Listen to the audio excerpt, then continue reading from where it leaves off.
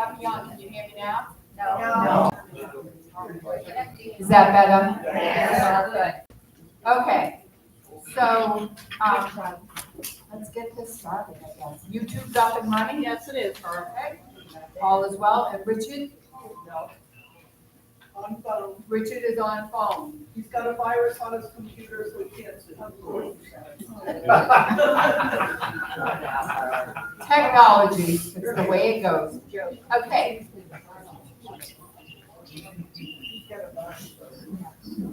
You can also watch on YouTube. You want to do that then? okay, very good. So out of respect, please silence all your cell phones and remove all of your hats, please. We'll have a moment of silence followed by the Pledge of Allegiance.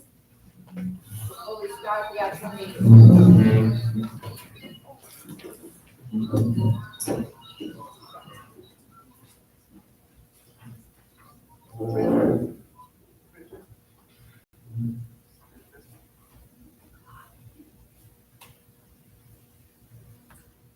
I pledge allegiance to the flag of the United States of America and to the republic for which it stands, one nation, under God, indivisible, with liberty and justice for all.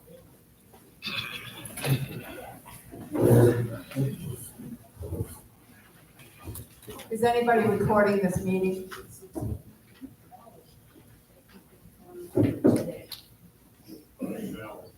Val is, yeah, okay. So Val Stratton is recording the meeting. There we go.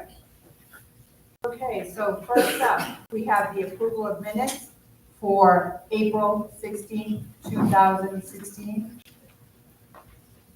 2025. You'll have to excuse me this evening, people. All right. Well, trying to recuperate, we'll tell you.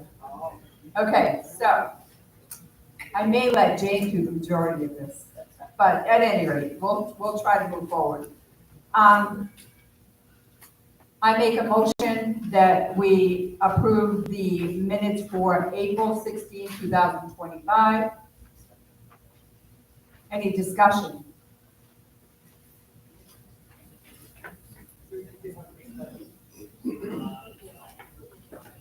All those in favor? Aye. Thank you. Okay. We have no correspondence, and the first thing that we have is my report. I'm going to start my report. I sat down today and drafted a letter with the help of a young lady, a few young ladies actually. There have been some things going on, so I respectfully ask for your patience while I get through this. So it starts out with a few things that I feel need to be addressed. We believe it's important to inform you of several significant matters that have recently affected this community and to update you on the steps that the Board of Directors is taking in response to this. First off, the gatehouse. OSHA was called on several occasions, and they conducted an unannounced inspection of our gatehouse. During the visit, several areas were reviewed, and while some items were identified that required attention, it was important to note that certain concerns arose due to an employee entering the gatehouse despite a clearly posted sign indicating no authorized personnel could enter, and he had been informed by his supervisor in the BOD not to enter the building. This caused Brookridge to incur a fine, which we are appealing, and we're hopeful for a positive result in our favor.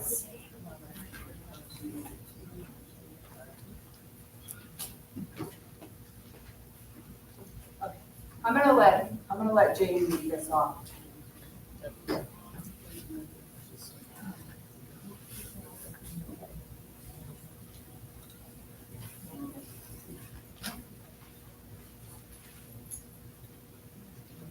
Clubhouse kitchen. Previous issue, due to multiple complaints filed with the Department of Health and the Department of Business and Professional Regulation, Regarding the clubhouse kitchen, we had no choice but to temporarily close the facility. We recognize that this decision caused upset in the community, and we understand the inconvenience it created. However, it was necessary action to ensure the health and safety of all residents and to bring operations into full regulatory compliance. The closure allowed us to have the kitchen professionally cleaned, evaluate previous practices, and implement a revised set of operational guidelines. Changes were made in accordance with the current health and safety laws, and the board, in collaboration with the general manager and clubhouse manager, ensured the kitchen is now 100% compliant with all applicable regulations. Swimming pool. Concerns have also been raised about the decision to hire a licensed pool service company. This step was not taken lightly.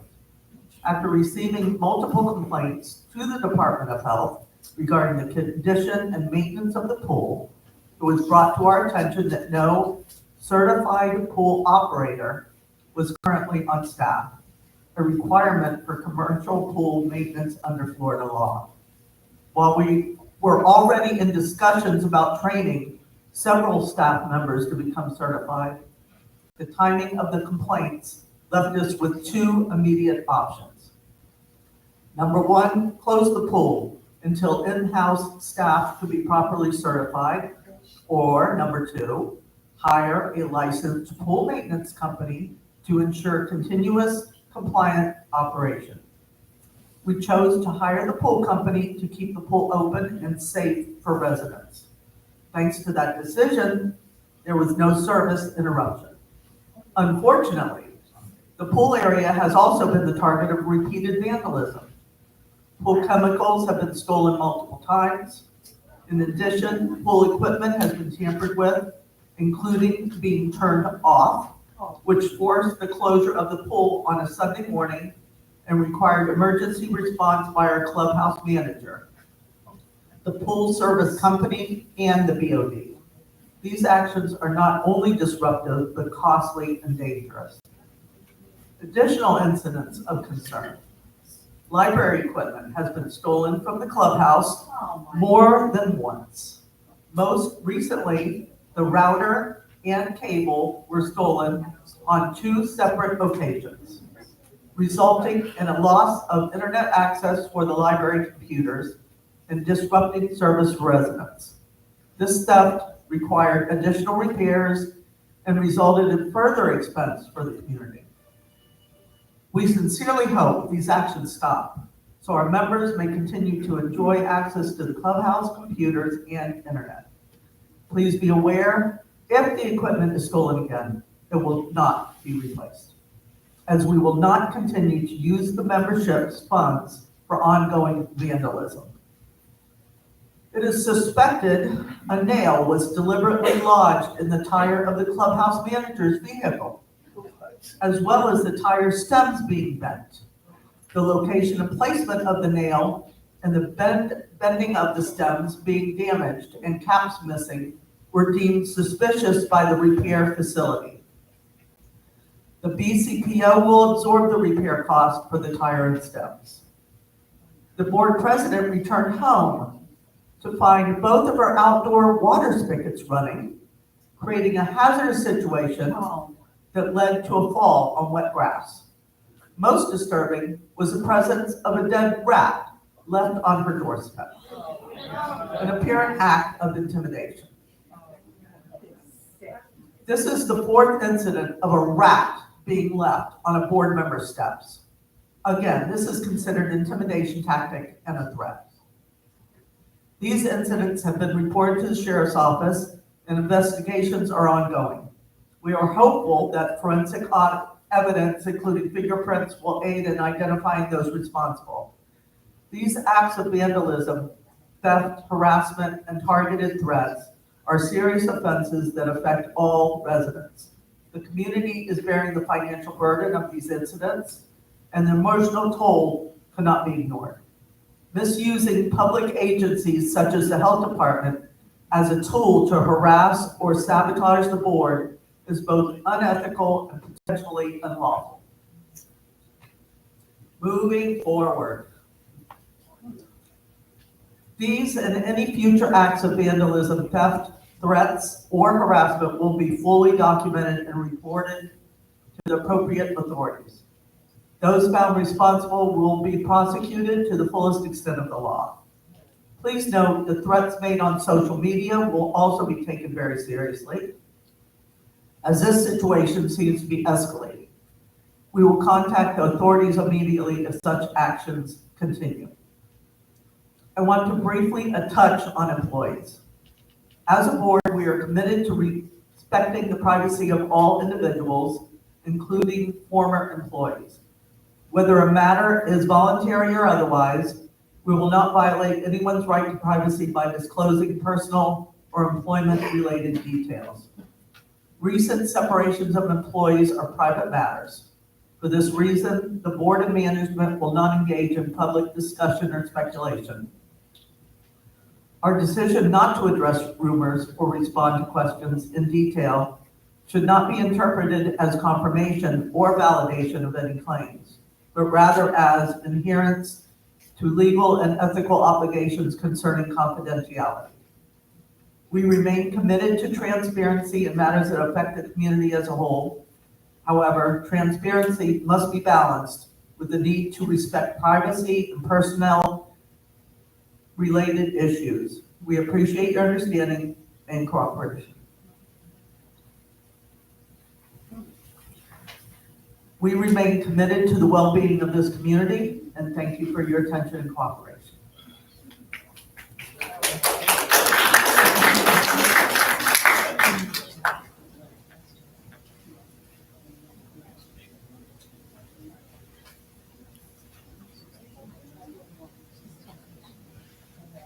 I'm going to try to move along, but you'll have to bear with me. I'm a little off tonight, a little sore and a little off. In the report, I talked about an update on the development next door.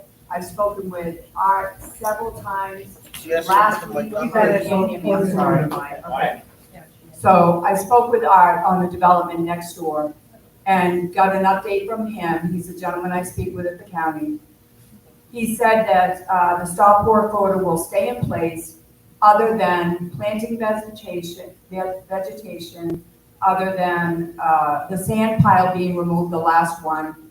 And the fence with the buffer fence, which is almost completed to my knowledge, and then the signs on the paintings on the road with the arrows that go to the right and straight, they had already taken care of that, so that's one check off the list. So there'll be more to be added to that. But he said that they are moving along. They're a little slow, but they're moving along. So that's a good thing. There we go. The pool. The pool maintenance company, although we received several quotes, some of the quotes came from a far distance away. Tampa, one of them was St. Pete was one of them. There were several, but they were a lot further away. We had two that came in, and Sapphire Pools brought theirs in at $2,500, and I was able to reduce that price for the community to $1,950 per month. It costs us more than that, supplies, employees, and maintenance and repairs. So they will be taking care of all of that, and the contract has been posted on the website, correct? Okay. All right. Oh. Yeah, it goes month to month. It's a service agreement that we have made. The secondary and the computer, this was out of the suggestion box. The secondary computer that was supposed to be put into the library has already been put in there, but due to the theft of some of the pieces, we're replacing those now, and Jamie and the maintenance crew are working towards securing the modems and the wires. So they have to drill a hole into the wall, put them in her office. Therefore, they'll be locked up so they won't be taken. From the suggestion box, we have several people that would like to be able to park their RVs or their campers on their lot. They need more time than 3 days in order to be able to empty or fill for a trip. So all they have to do, I spoke with George, all you have to do is call code enforcement, they will extend that time frame for you as long as you're not parked on the grass or out in the street, one of the two. So that was taken care of. For how long? The longest amount of time you have is 5 days. Yeah, that's. So you get an extra couple of days. Okay. Another suggestion was about the pool chairs. They want replacement for the pool chairs. The difficulty is that that's costly to do that. The pool chairs that are out there right now have bands that can be replaced. That's cost effective and it's worthy of the elements that they're gonna be enduring, the rain, the weight of people, whether you weigh 50 pounds or whatever. So that's cost effective and it's also safer if we do it in that manner. So what Jamie's doing is putting that on the regular rotation listing for the staff, and they will be making sure that those are tested hands-on and they'll be taken care of more frequently. So if you have any problems with any of the pool chairs, please let Jamie know. Okay. Yeah.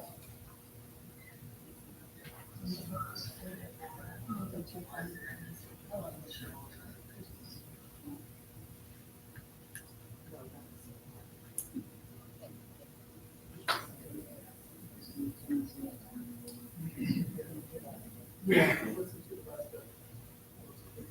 Okay, so,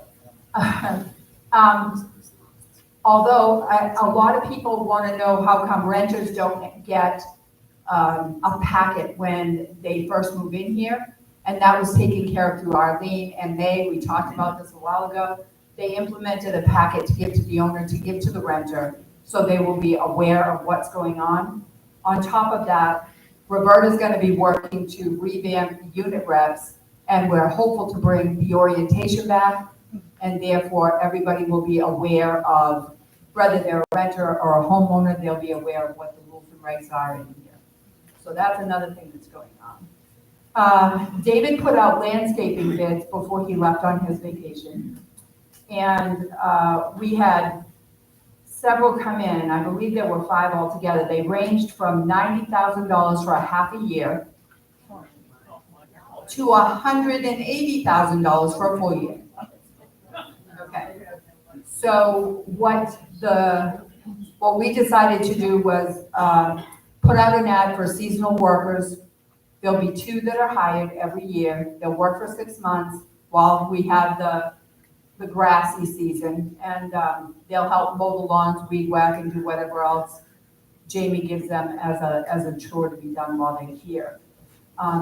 We do have that ad up, and I'm being told that we have several people that have responded to it. So I'm hopeful that we'll have somebody fairly soon to help take care of the grounds and maintain everything. In the suggestion box, they also wanted vendors to have signs on their truck. We're working towards making sure that all vendors that live in here, that work all the time in here, will have one of those metal signs added to their truck so they'll be identified. And we're working on letting the people know that come in the park that they need to have proper signage for their truck if they already don't have it. Let's see. Oh, more trees to be planted. I don't know if anybody noticed, but I certainly did. The beautification committee got together and they planted those beautiful flowers in the median. I am absolutely, they are beautiful. So as far as trees or anything else that you believe that you have a suggestion for them to be able to put in, please see one of the beautification committee people and help out if you can. That would be great. Okay. Oh, I'm going to let Arlene speak to this one. It's the last one on my agenda. It's the payroll for Paycor. Today was the first time, right? Right, yeah, That it was okay. So I'm going to let her speak to this because they did their 2 trial runs, and now this is the first one that's been with the time clocks and all. So Arlene? So we have, in case you're not aware, we went with a payroll company and they're called Paycor. And it's similar, if anybody like worked in the county or worked for a hospital, very similar. We have a time clock, you punch in, and that is sent automatically to a computer. The managers have it, and then it also goes directly to Paycor.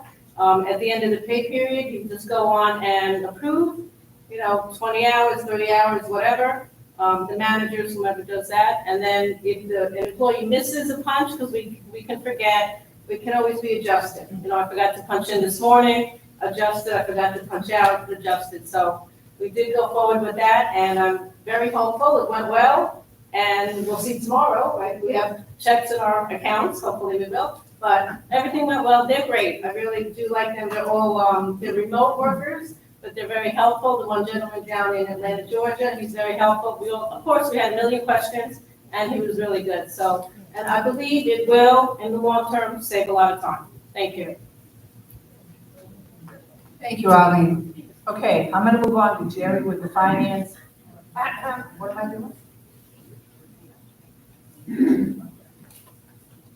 I thought we had to do that. Oh, Sandy, you left up 2 questions that you have. Those are gonna have to, because of the fact that we're not voting on it. Is there Sandy? Oh, I have to read it too? I'm the only one that has one. Oh, we already answered that. Yeah. Oh, so we already answered these. The only question I have is, where's the money coming from? Okay, can you ask us when it's member comments? That would be great. Can I just write down? No. I did write down there. Yeah, but when member comments comes up, please come up and ask us, and we'll fill that blanket for you. Okay. Okay. Yes, Mr. Dennis. Okay, well, That one works well. It's new batteries.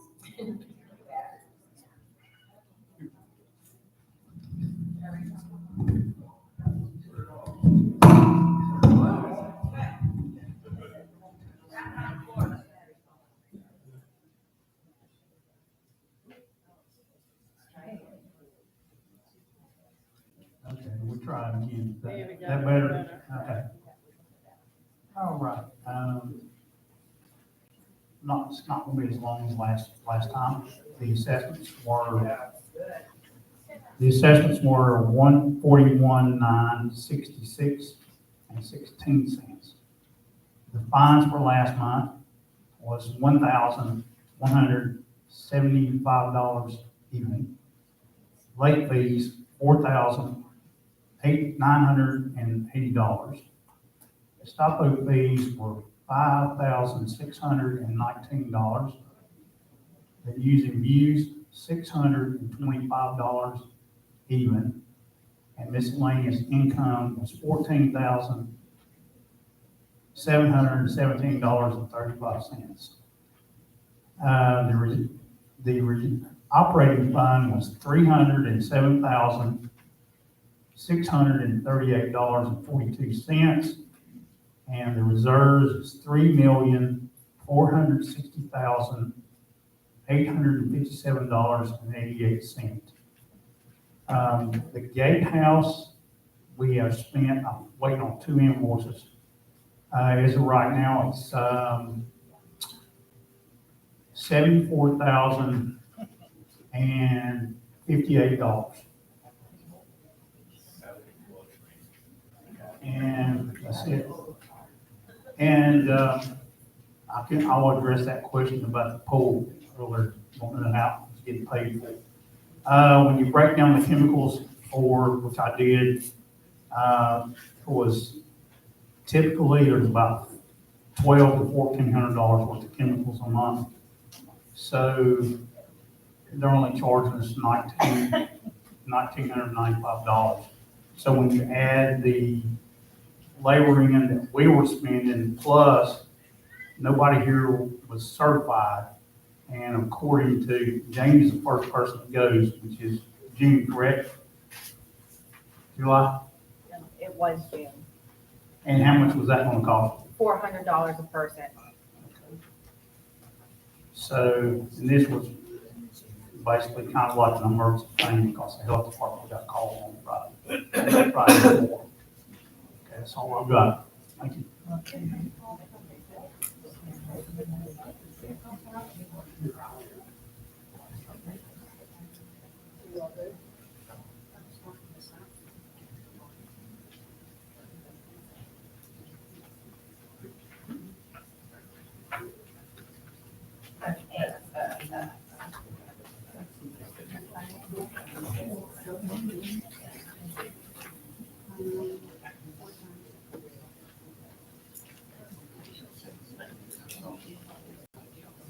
First piece on the agenda is, Louder, please. this event is for the public. I mean, this event is a trial run. Okay, this event is not open to the public, is a trial run, and it's called a resale event. There are 5 to 8 women in the community that are gonna pull this together, and I know that these, I don't know whether or not you all got one of these. Did everybody get one? It's for the resale event.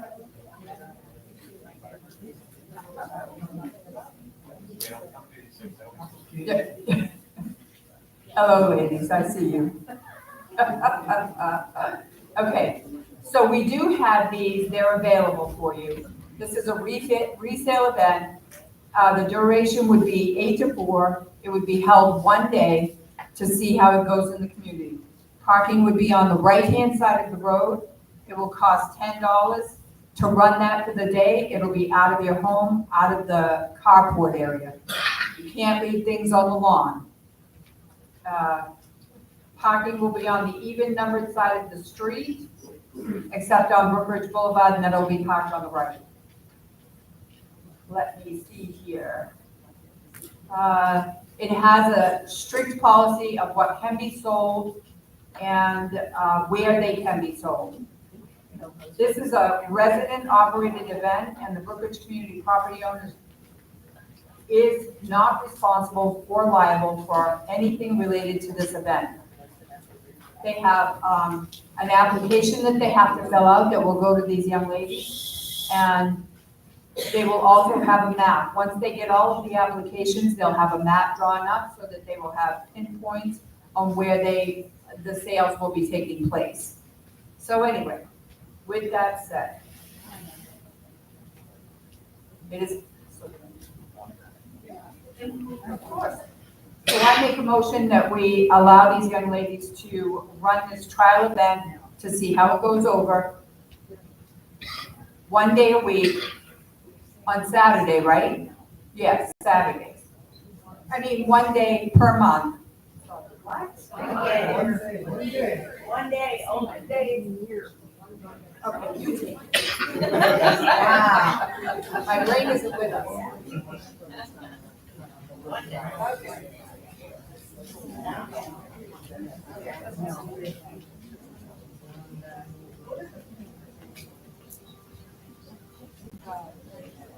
Okay, so I make a motion to allow this resale event to take place. And if it's successful, then we will consider doing it yearly, a yearly event or twice a year event, whatever we decide. Any discussion? Okay, Richard has some. Our law firm to find out if we're taking money for an event, and if we're taking money for an event, do we have any responsibility by taking money for an event? It's already Does on there. anybody run it by Becker law? It's already on the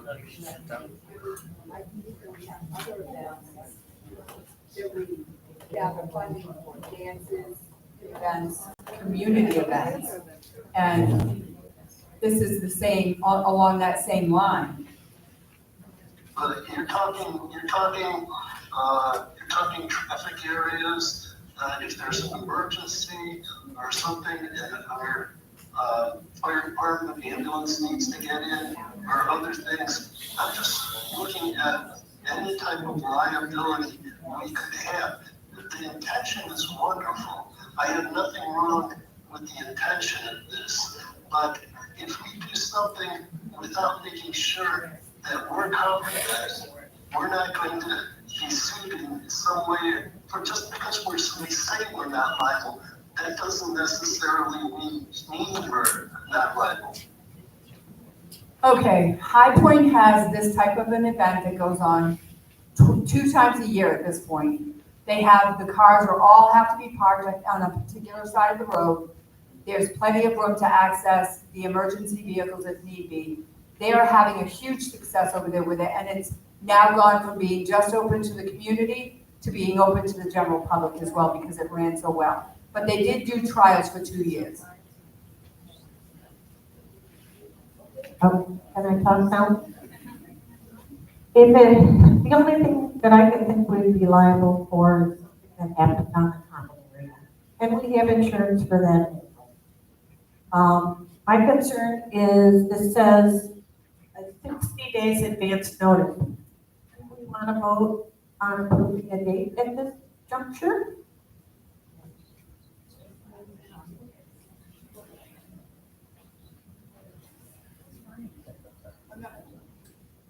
I don't know whether or not you heard her. She's asking whether or not we want to set a date at this point or if the date will come later. Because it states 60 days in advance, an advance notice. That's a date. Go for it. Well, okay. So, No, I'm not running it. I just say set the date. Oh, I know. all right, I'll speak with the young lady that's running it and find out the date, and so we'll have a future update. So can we vote? It must be my All in favor? All in favor? Aye.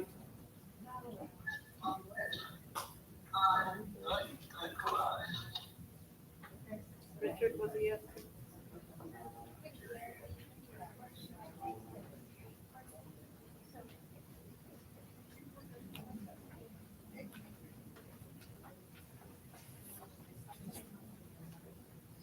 Okay. Yeah. The next item is the clubhouse cameras, VoIP phones. Somehow, not even we have that information in our packets. So we got there's several camera proposals to replace some and add some cameras in some of the more important areas that we're having trouble with. And we're looking at those. We're also looking at VoIP phones, new phones. We did find out, though, we had been told by Spectrum that our phone service was going to end on May 31st, that they would no longer support our phone system unless we wanted to sign a 3-year contract. And so we declined the contract, and so we've been looking into phones. So right now, the phones are probably on hold. We don't need to do anything with the phones at this time. Since they're not shutting them off, we're not going to do anything about that right now. So we are looking at cameras. There's a couple companies. One is called Linus, which he does help us. Presently, he helps us with the cameras service. He did install several cameras for us. Another one is called Republic Voice and VoIP, something like that, where they do cameras as well. If they came in, they were going to take all the wiring, because one of our problems we found out with internet and stuff is that some of the wiring is spliced together. And once you start breaking a connection on the wires, it leads to problems. So their proposal is to come in and take out everything, all the wiring, all the stuff hanging all over the place, and completely replace it.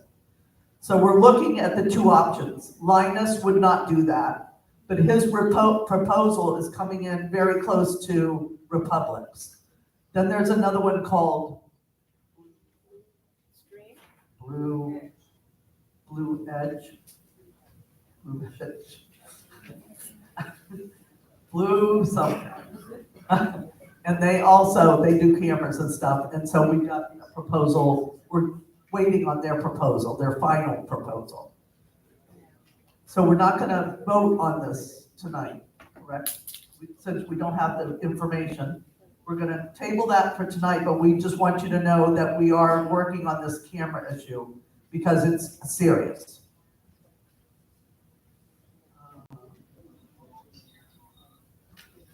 Tabling in that, are we talking apples and apples, or are we talking apples and oranges? Well, replacing, is coming in and just putting new cameras where we need them to be.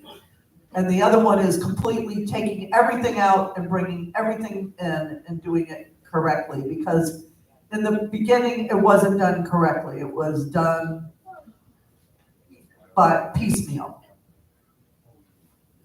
Okay, so do we still have cameras that work is my question. And if they're going to add to them, we want them to be compatible. If they're not going to add to them and put all new ones in, then that's a different story. Correct. So with one company, they would be adding, and so they're gonna be different cameras. If we went with Republic, they would all use the same camera.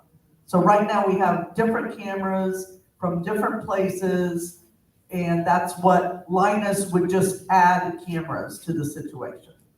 Republic would completely redo everything. Does that help?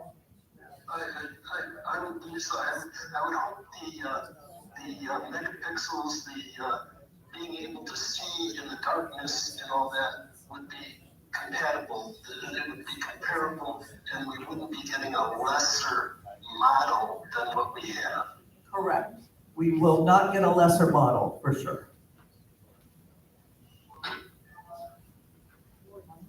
More to come on that. The next one is Jerry is going to talk about volunteers for the Finance Committee. I'm sorry, excuse me. If you're gonna table it, you need to make the motion and second and the whole thing. Okay, I make a motion to table the cameras, for the clubhouse cameras updating. David, Any discussion? all those in favor, all in favor? Aye. Thank you.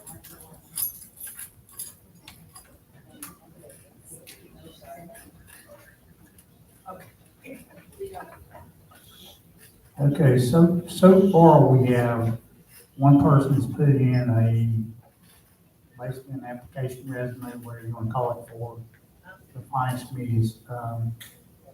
Is Chrissy Hale here? She's here. I make a motion, I like a resume and everything, so make a motion to have you appoint her. Do I have a second? I'll second that. No, what? Jerry, you gotta talk real loud. You make a motion to appoint Chrissy to the finance committee, correct? Yes. Okay, and do we have a second? I second. Okay, and any discussion from the board? No, okay. Discussion? All in favor? She is here. Okay. You want to stand up, Chrissy? All in favor? Yay, okay. All in favor? Okay. All in favor? Aye. Thank you. I don't even know what. This is, okay. I'll say these slides will go. What? I'm sorry, Jane, I didn't hear what you said. Thank you. Got it. Okay, no problem.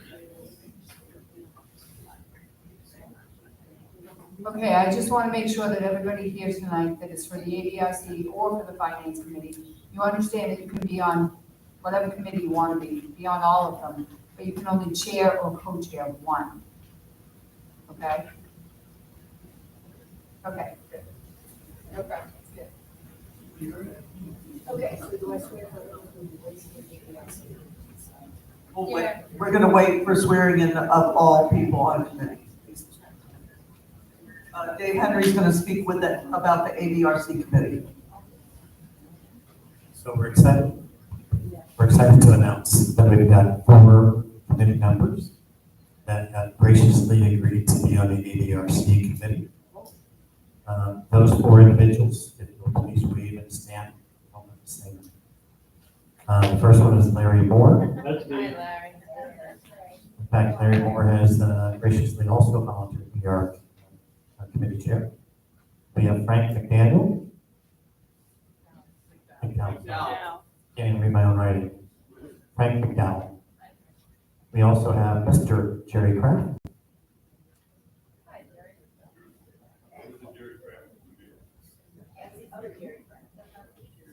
back by popular demand, we have Chrissy Hale. So thank you to the four of you for volunteering. Looking forward to getting a good start.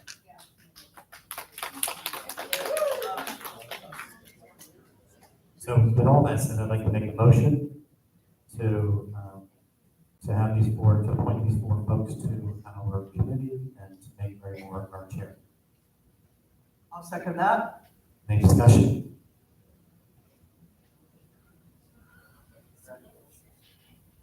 All in favor? Aye.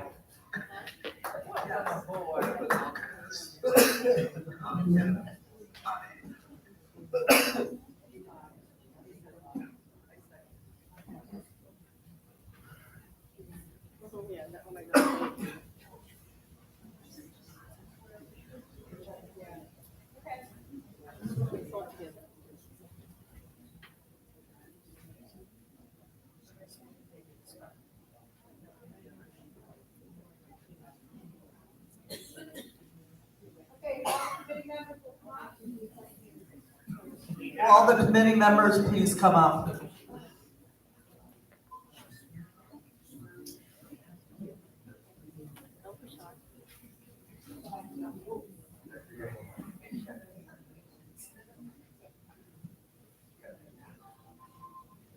There's a microphone on the podium, Catherine.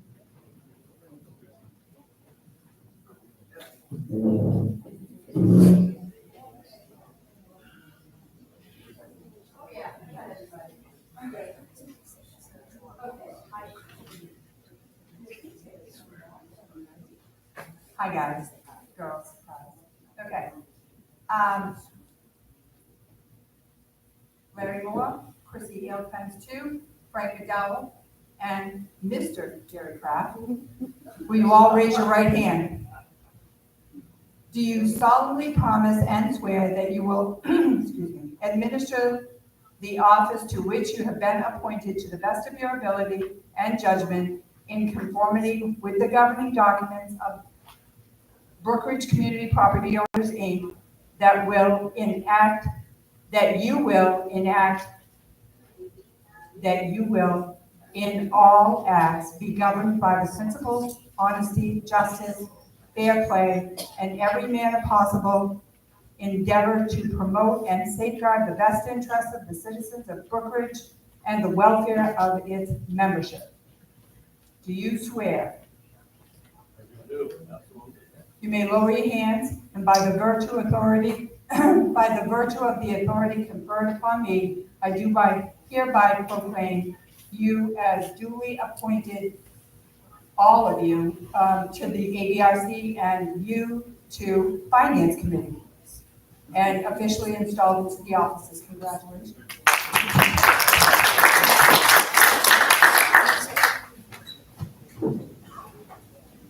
The next item is the extension of volunteer applications. We had a date on there that we wanted applications by a certain date.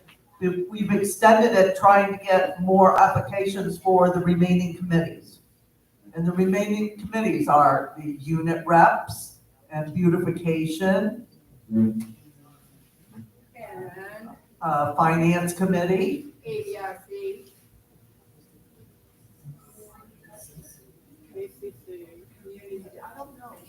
Is community development looking for people? No. Okay, they're not. But the committees are all located on the front page, in the front cover of the News and Views. And if you have any questions, they're posted out there in the community as well. I mean, the clubhouse. So Mr. Henry is now going to address the solar panels.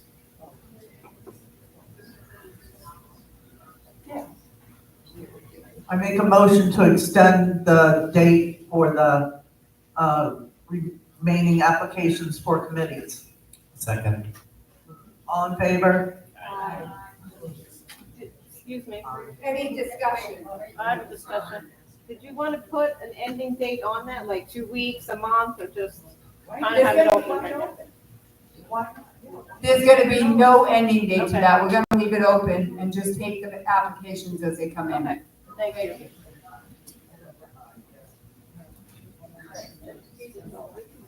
Yes. So the next thing on the agenda is the HOA solar panel installation guidelines. So back in February, I worked in collaboration, partnership with the ACC committee.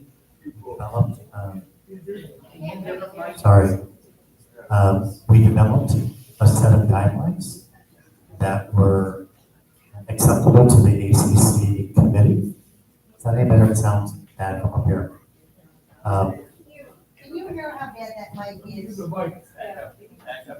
can.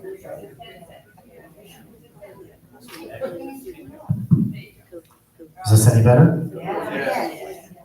So let me just reiterate what I said. So back in February, in partnership and collaboration with the ACC committee, we put together a agreed upon HOA solar panel installation guideline. And it seems to meet the needs, and everybody seemed to be good with what we came up with. So I would like to make a motion now to approve the solar panel installation guidelines. Can I get a second? Any discussion? With none to discuss, all in favor? Aye.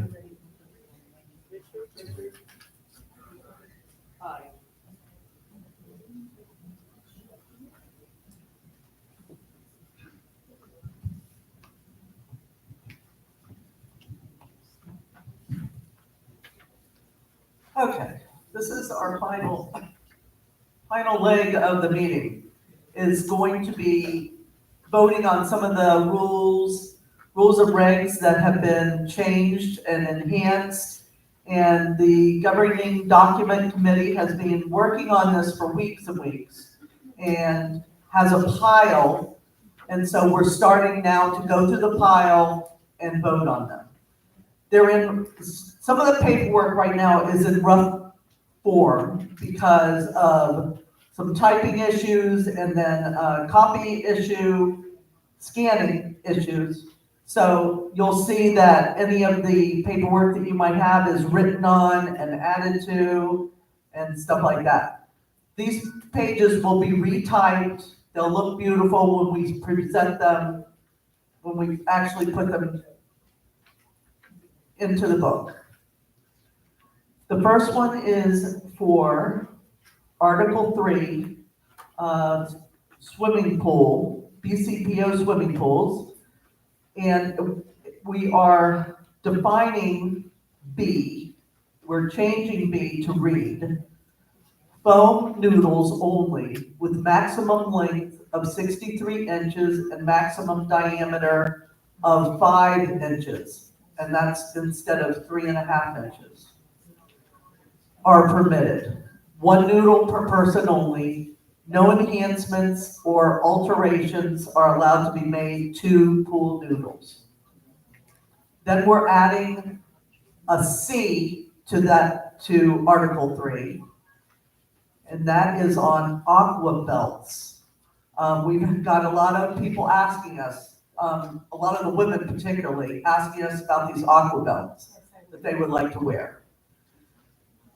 So aqua belts and light type pool belts for pool use that are belts and not bulky may be used in the pool.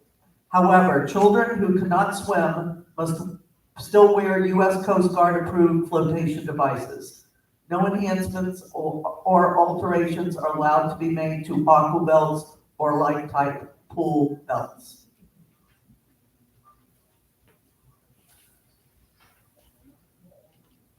The next one is we're gonna vote. So I make a motion to approve the change on this Article 3, changing B and adding a C onto there. Any discussion? Okay, all in favor? Aye. Richard? Aye. Okay. The next one is Article 6, Section 5, board meetings. We're adding a C and D onto this that didn't exist. Where C is request for financial information at a board meeting. Number 1, members wishing to request financial information must submit their request in writing to the administration office. The request will then be date stamped and recorded. Requests for financial information will not be accepted during board meetings or any other meetings. Why? Because of time. It seems to go back and forth, and we don't always have the answer at hand. When we receive any questions on them, we'll go over it. Like Catherine will go over the questions or comments we had and address them. It seems to only be several people all the time anyway that's always asking the questions. So when they ask a question, we will share the question with you and give you the answer at that time. The guidelines outlined in the Florida statutes and governing documents will apply to all requests for information. And then we're adding D, which is behavior and meetings. Any member exhibiting disruptive, argumentative, harassing, threatening, or verbally abusive behavior will be asked to leave the meeting. That's one. 2 is, this policy is in place to ensure the safety and consideration of all attendees and to provide everyone who has requested to speak will have the opportunity to do so. And 3 is, anyone attending any meeting must sign in. I make a motion to pass to these additions to Article 6, Section 5, board meetings. Any discussion? Can we discuss, or do we have to wait? Can we discuss? You should have put in a form because did you have the agenda? Did you see the agenda? So go ahead. We're gonna say discuss. Go ahead. I just want to know why you must sign in. What do you have to sign in for? Why is that a requirement? To the meeting, why signing in? Yeah. Why do you have to sign in? Because I've been coming to these meetings for 11 years and have never signed in. well, the What 720 is the yearly one? the 720 statutes state that every person that attends a meeting must sign in. Can you make a copy of that and publish it so I can actually see it? I'll have to look it up because I don't have it in front of me, but I can look it up. The Florida statutes are available online. Yeah, the Florida statutes are available online. Look up 720. Yeah, right. They are. I've tried several times and I can't get anywhere with that stuff. Will someone instruct me how to do it? Yes, we can do that, definitely. All right, then I'll make an appointment with someone. There's also a link on our website to the Florida statutes too. Do I have to sign in? I think the reason why the 720s have it written now that you have to sign in is because they attach it to the minutes, and therefore, if anything further down the line comes up, we know that you were here, or that's the reason why we're getting it, is that legally, we have to be able to make sure who's here then, if anything comes back at us. Donuts or something. Donuts and coffee? Okay.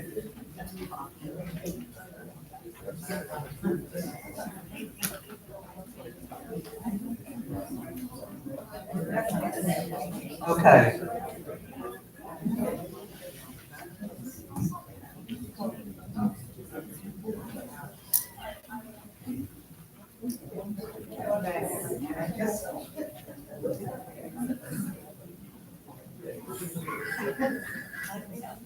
Okay, one of the things we have found very helpful, even during COVID, is if we found out who was here and there was a, mumps, COVID, whooping cough. I think for our group, I think it would be a good idea to have a must sign in.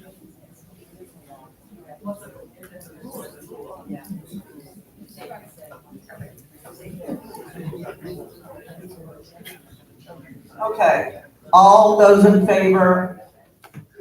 Aye. Say it again.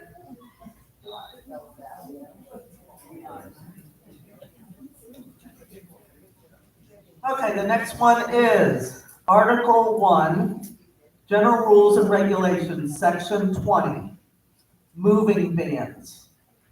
We have changed it to read, moving vans with household goods for new arrivals or departures are permitted under the following conditions.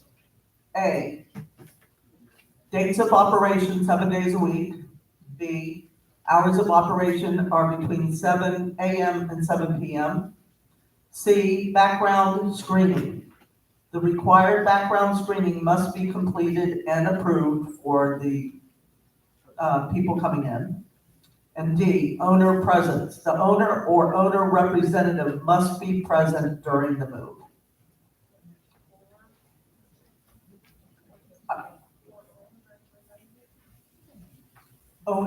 The owner or owner representative. So I propose that we make a motion to change Article 1, Section 20, moving vans. Any discussion? Second? Is there a second? Okay, discussion.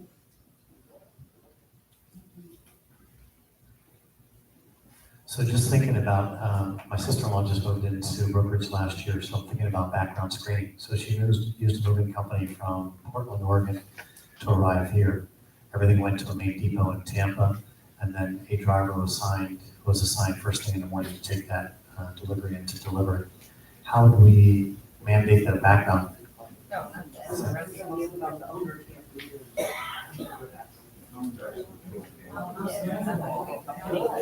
Yeah, just, you have it listed as moving vans as section 20. Okay, just was unclear. I thought you were talking about the moving van company versus.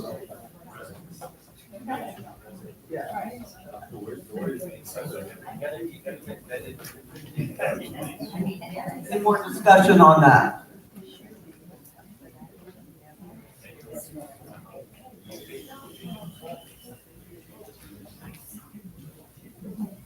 Okay, so we're going to put an additional, the required background screening is on the person or persons that have purchased the home, not on the moving company or the moving driver. So we're going to change that sentence to read correctly.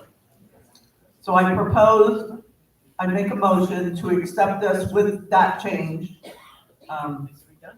Anybody second? Okay.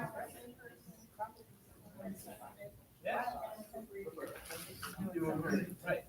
That's kind of redundant, isn't it? You have to get better to move it in.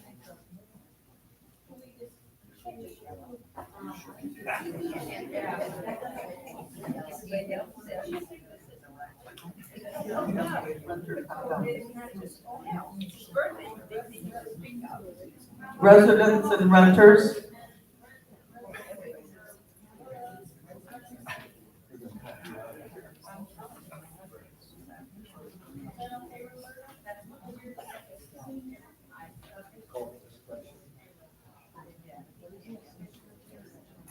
Okay, those changes have been made now. It's residents and renters. Background screening must be done. All in favor? Yes. You said aye.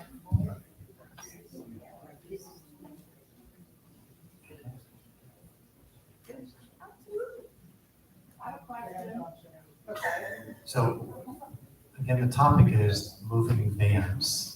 And it says moving vans with household goods for new arrivals are permitted under the following conditions.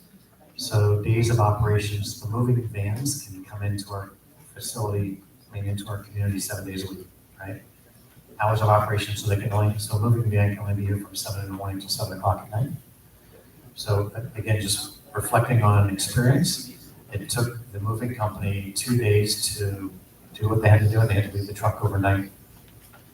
So I don't know how that works.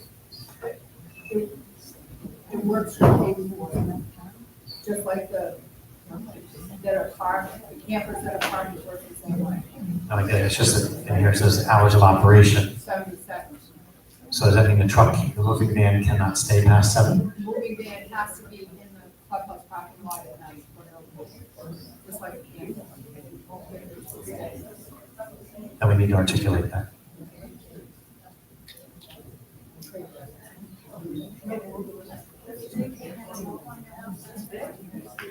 I got a question. Where's the driver stay with the truck and the park here, if you live in a truck? I have. You live in a truck? We have a lot of people that come in with a moving van.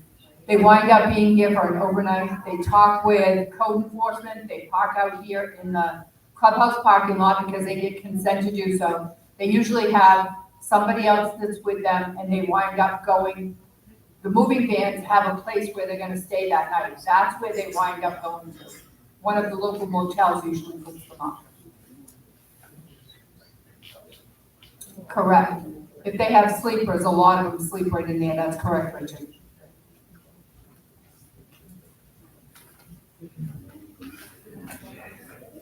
Okay, so I'm also adding another line saying, the moving van must be parked by 7 PM if staying in our lot, and code enforcement must be notified. Otherwise, they must leave the property by 7 PM.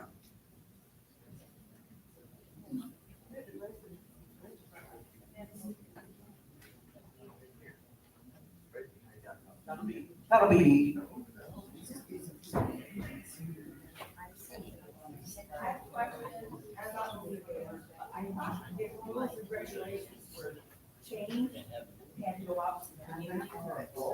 Bylaws and deed restrictions. Bylaws and deed restrictions, not rules and regulations. Got it.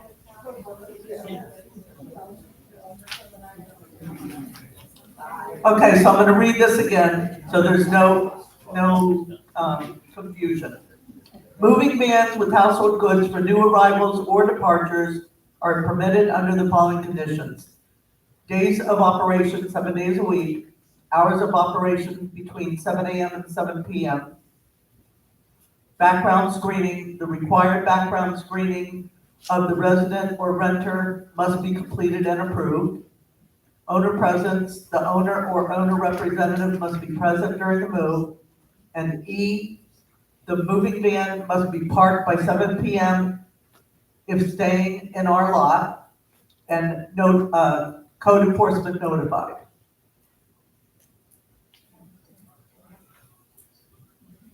Yes.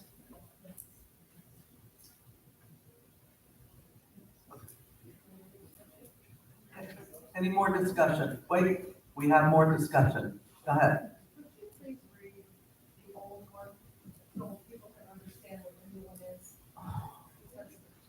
The old one is pretty similar. The old one was very vague, really. But it's not The old one said, moving vans with household goods for new arrivals are permitted 7 days a week, provided the delivery can be completed between the hours of 8 AM and 6 PM. The owner must be present, and the required background screening must be completed and approved. That was the old one. So we did add a lot to it. Okay, so the next one. Okay, all in favor? Aye. Richard? Okay, the next one is Article 1, Section 2. Excuse me. I just have a request on YouTube. If anybody from the audience is speaking, can you go to the podium? Because they can't hear what they're saying. Okay. You hear that? Anyone that has something to say needs to come up to the podium. This is Article 1, Section 2, Visitors, Rules and Regulations. There was no title. Apparently, it was non-residents wanting to view golf course. We changed that to visitors viewing homes for sale, the community, and the golf course. Verse 1A is all visitors must be escorted by a licensed real estate agent or a current resident when viewing homes for sale within the community. 2, visitors must leave the community immediately when the realtor departs and are not allowed to linger. 3 is open houses are strictly prohibited within the community. 4 is visitors or their licensed realtor must contact the golf course association to make arrangements for viewing the golf course. I make a motion to accept the changes to Article 1, Section 2 on viewing the homes. Discussion. Okay. All of those in favor? Aye. Aye. Okay. Now, the next one we're adding to Article 1, Section 13, D, we're changing. It's a revision and it's very lengthy.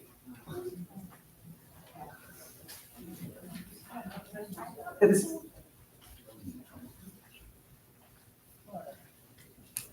clutter in carports and porches. Carports, porches, driveways and front yards, side yards and backyards must be kept free and clear of clutter, refuse, and debris. If it is visible from either the parcel's frontage or an adjacent parcel, to also include an adjacent common area or the community golf course.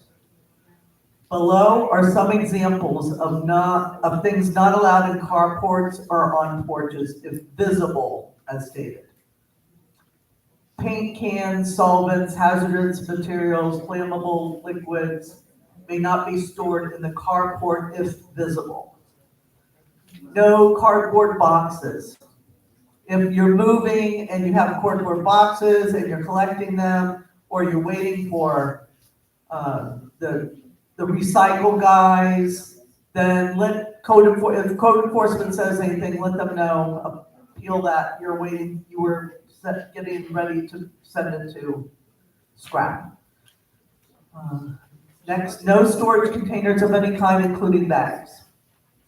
No furniture other than items specifically made for outdoor use if visible. No loose lumber, building supplies, or tools. And you can see deeded restrictions, Article 3, Section 16. No auto parts. No trash containers except for approved, closed waste containers that are not overflowing. This applies to carports and should not be stored on porches if visible as stated above. Recycle bins are acceptable as long as they are contained in the carport near the home, kept clean, and only contain recyclables. Recycle bins should not be stored on porches if visible. Unregistered or inoperable vehicles are not allowed in carports. No appliances. No items that obstruct access to fire safety equipment. No items that violate local zoning or health codes or our governing documents. No items that attract pests or wildlife. No animal cages if visible. No storage of Christmas trees or decorations. No hanging laundry in the carport. All of the above are subject to our governing documents and Florida statutes. All violations must include a photo clearly identifying the property.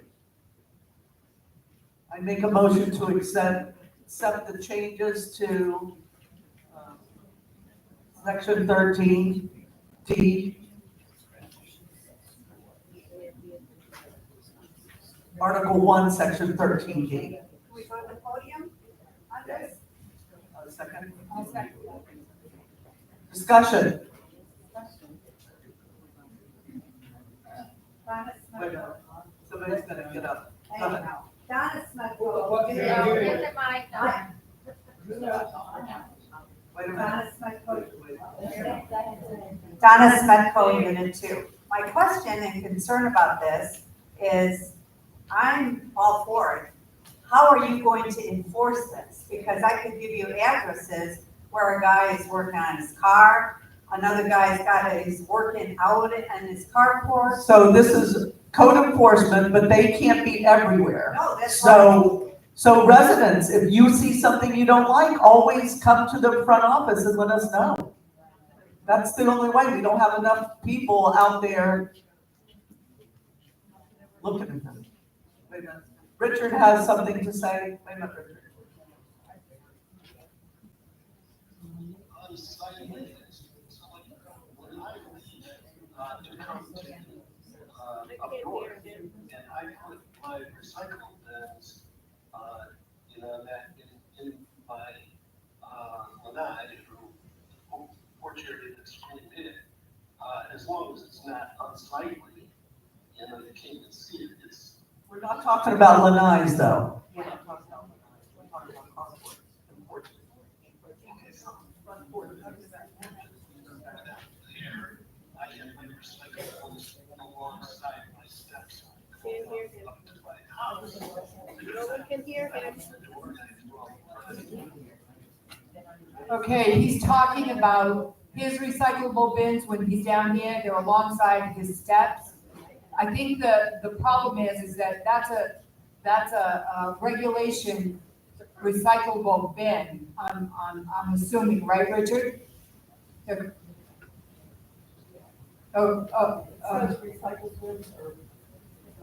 It says recyclable bins are acceptable as long as they're contained in the carport or near they have to be near the home. Okay, go ahead.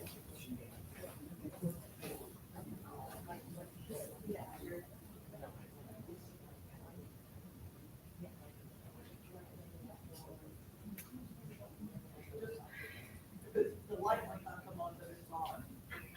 Check it. Check it. Go speak into it. The light won't always come on.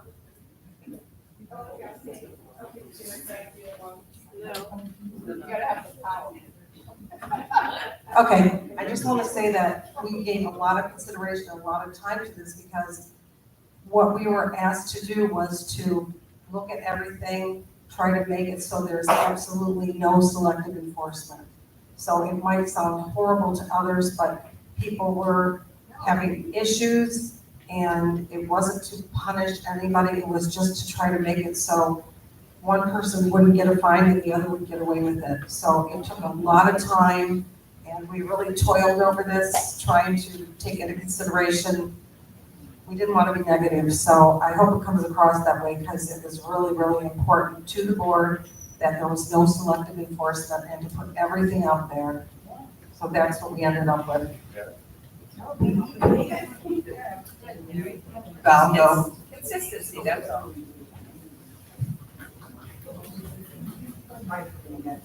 Okay, I have a concern because my agenda does not have that piece on it at all. And it's not on the agenda topic form either, so I'm not able to follow along with what that is.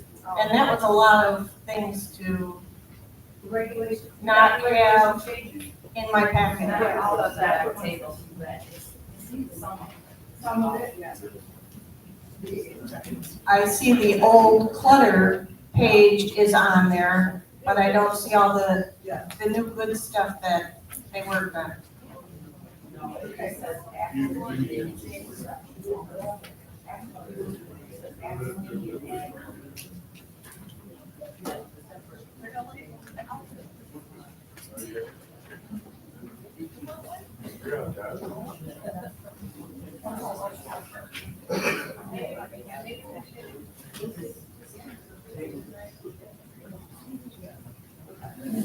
Okay, we're going to hold that vote until the end of the meeting, and we'll come back to the vote for that.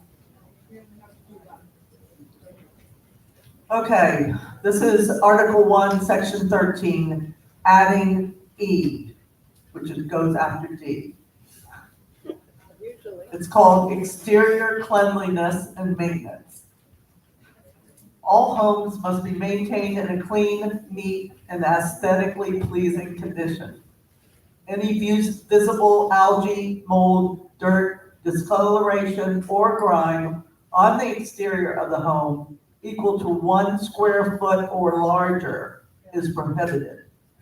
Compost piles must not include food scraps like bananas, apple peels, potato peels, or anything that could attract rodents. Homeowners are responsible for ensuring their property's exterior remains free from unsightly stains, growths, or dirt accumulation. This rule is designed to preserve the visual appeal of our neighborhood.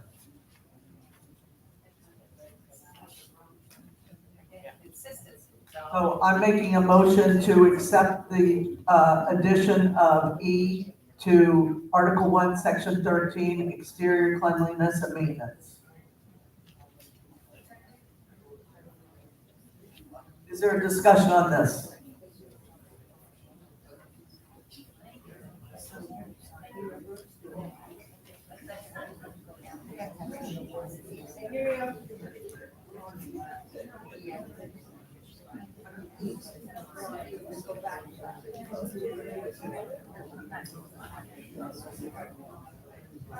Okay, so there's no discussion?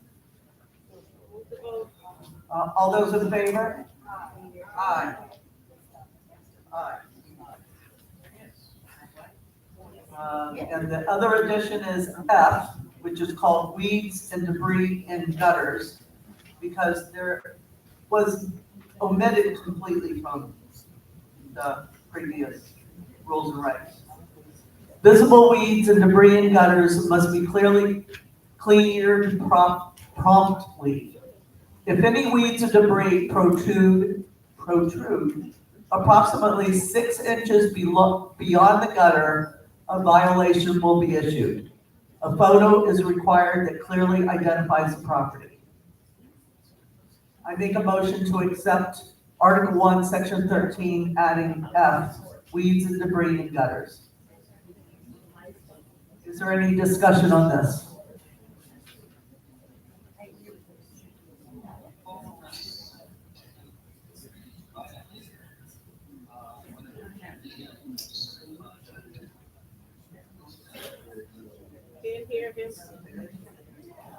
Okay, he's saying he wants to know if the photo is sent to where, Richard? To the resident as well as the violation.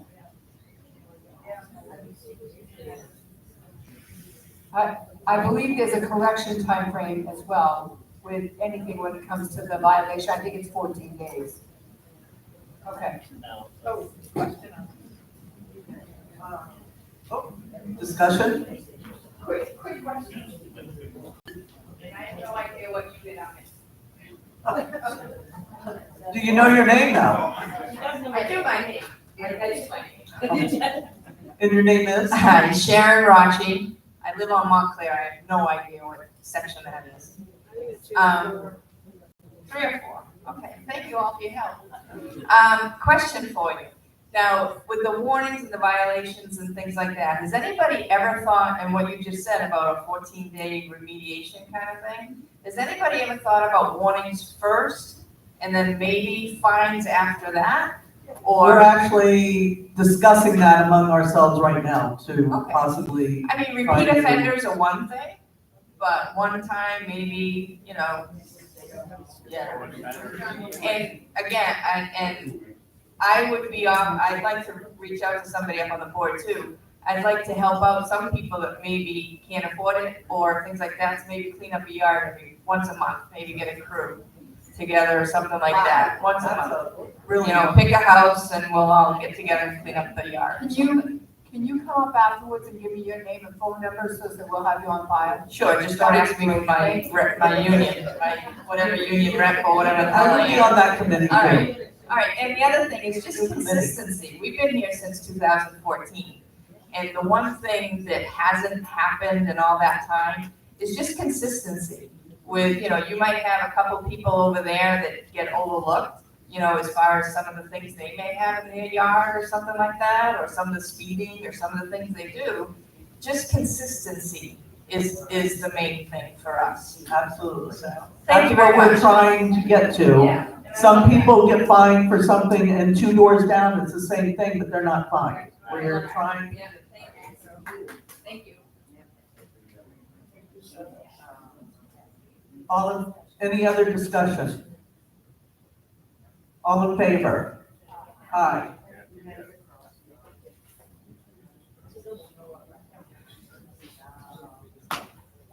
This is section 13, Article 1, section 13, lot and home maintenance. We're adding a G, which is titled extenuating circumstances.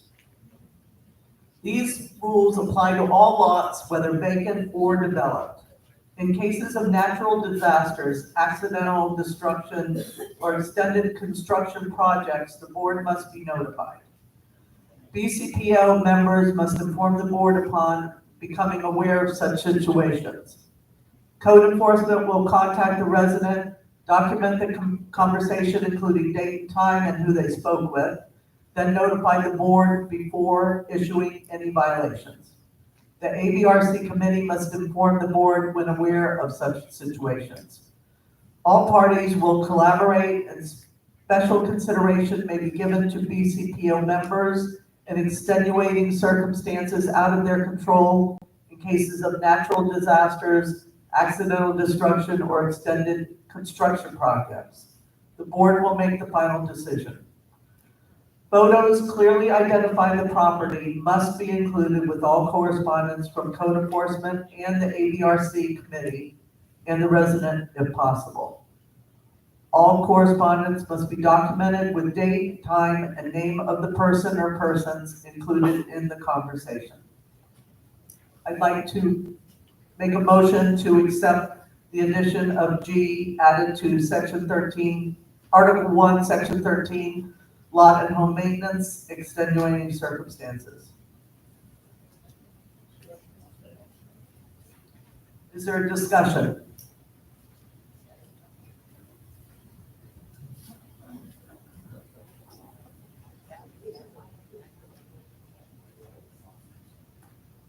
Okay, I have a question about BCPO members must inform the board upon becoming aware of such situations. So who's actually responsible for informing and who on the board? So we have 2,830 homes, they're all supposed to call all 7 of us? So A board member? can we have BCPO, a member is an owner, a renter is not a member. So do we want a BCPO resident should call the admin office? Have everything funneled through one.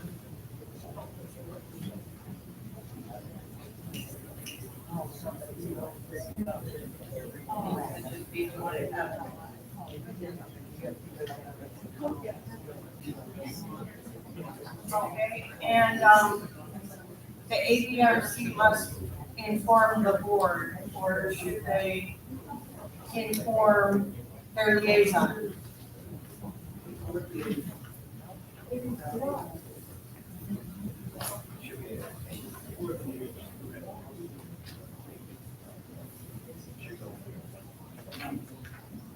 And I might just on that. She just mentioned renters. I think some of the renters actually, when they got damaged from a hurricane and stuff like that, they don't have access to the homeowner itself because some of those homeowners live overseas. So they should be allowed to notify the administrative office as well. And that's why I said the resident, the BCPO resident must inform the admin office. Yeah.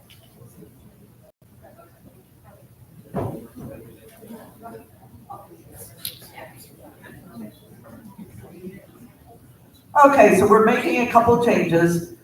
It's gonna say the BCPO resident must inform the admin office upon becoming aware of such situations.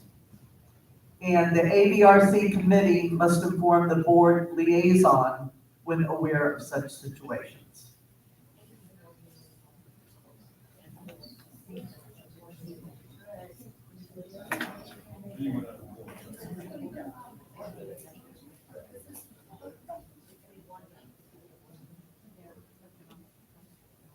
Well, if they're in the hospital,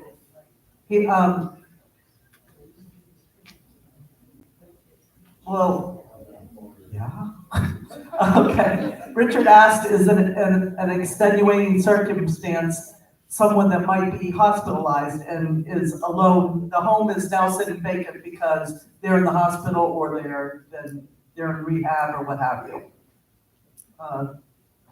That would be, but I guess in that case, we would contact contact their emergency contact.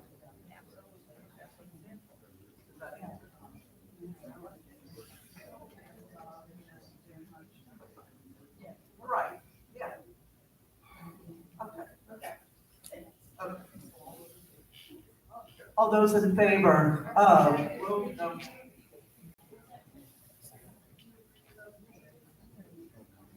with the changes? Aye. Aye. We only have two more, we're good.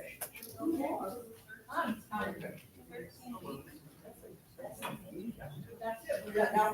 We're going back to D. Yes. We're going back to D. The one that we couldn't vote on it yet. Okay. Discussion? You had discussion?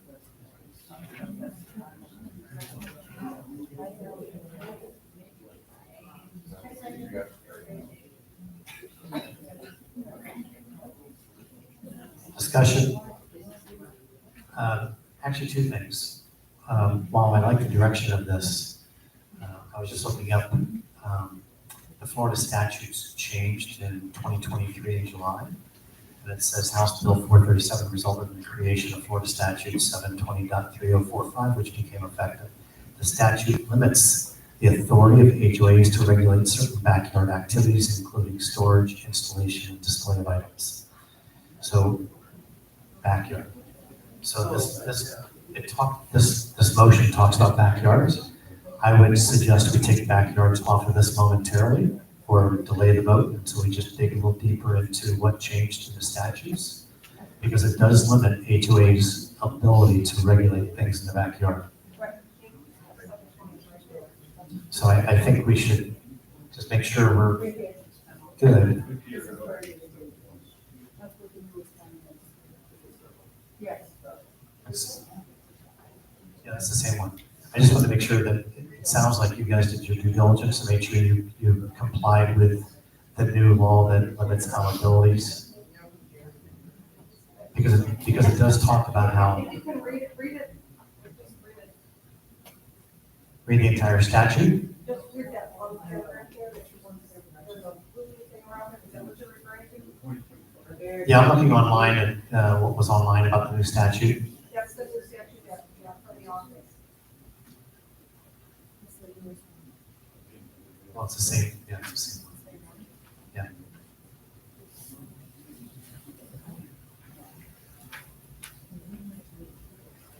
Go ahead. Yes, I mean, it's the same thing I'm reading, I have on my screen. It basically says regardless of the covenants, restrictions, bylaws, rules, regulations of an association, unless prohibited by general law or local ordinance, an association may not restrict parcel owners or their tenants from installing, displaying, or storing items on a parcel which are not visible from the parcel's frontage or adjacent parcels and adjacent common area or golf course, but not limited to artificial turf, boats, flags. So there's a lot there. I just want to make sure we've done our due diligence on that one section. And where we have it on there, the first paragraph states visible from the front, the adjacent, and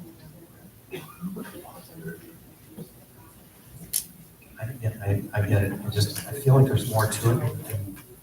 I'm not trying to take away what you've done for due diligence. This one just seems like it might be a Pandora's box, and we might want to just dig into this one a little bit more. Because they do talk about sheds, boats, RVs, so we just have to figure out how that affects us or not. And then the second one I was going to ask about, no cardboard boxes. So Amazon, yes, FedEx, they drop a box off, but of course it just happens to be mine. Yeah. Yeah, I saw that as being, oh my gosh, that would be a Pandora's box to allow the cardboards.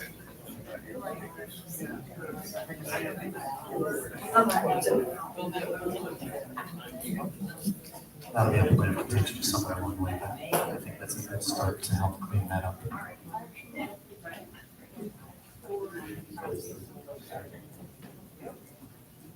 Like I said, I don't know how you want to handle that, just making sure that we're within. I don't know if you want to just table that one section to the next board meeting. Go ahead. No, I was talking about the notice statute. Okay, thank you. Thank you, I'm good. we're all good. We're all good. Thank you for your participation. Okay, all in favor to accept the changes made to section 13, revision D, lot and home maintenance, clutter in carports and porches? Aye. Aye. Richard?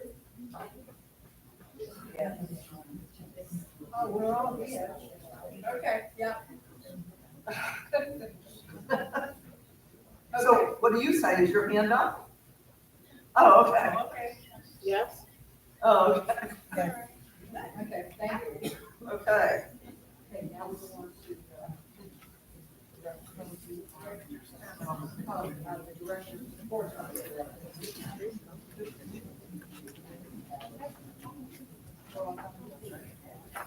Okay, so we're going to move on to the report of the directors. Val? Oh, that's right, I'm sorry. Hopefully you've seen the beautiful crepe myrtles in the median. If not, take a little drive down Brookridge Boulevard. They're a gorgeous color, very unique. And thank you for getting that done and for our beautification committee. It could always help Albert's water.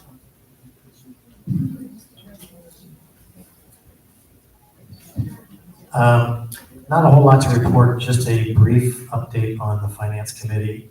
Don't shoot the messenger. I mean, the finance company. Finance company.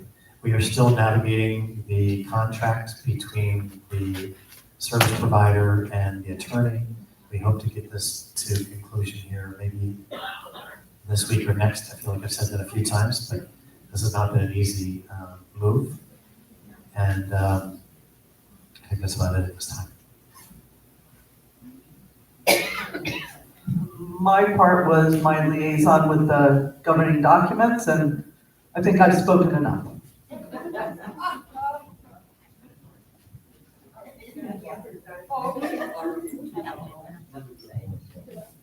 I do, though, really sincerely want to thank that committee, because this is tedious. I mean, to say the least. I knew it was gonna be tedious, but you don't see how tedious it is until you really get started with all the changes, and just like you saw, the discussion of, no, add this, take this out and stuff. It's a crazy process, and I'm so glad I'm a liaison.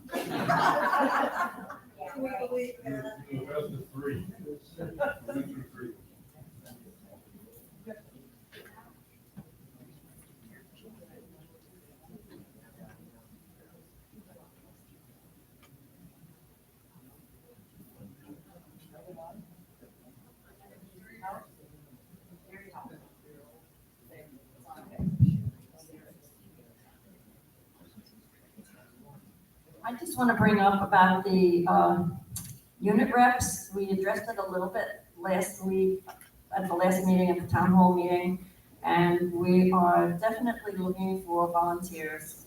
Anybody that's slightly interested in joining this committee. We've been very, very happy to have you because we're supposed to have 12 and we have 4. So we are not being able to greet and meet people that come into the community and show them our best foot forward if we don't have enough people to actually go and see these people and make them feel welcome. We're relooking at the SOPs and developing guidelines so that we can try and do a little bit more for the new members coming in, having some kind of orientation meeting with maybe some refreshments, that cake and coffee thing that you were asking about.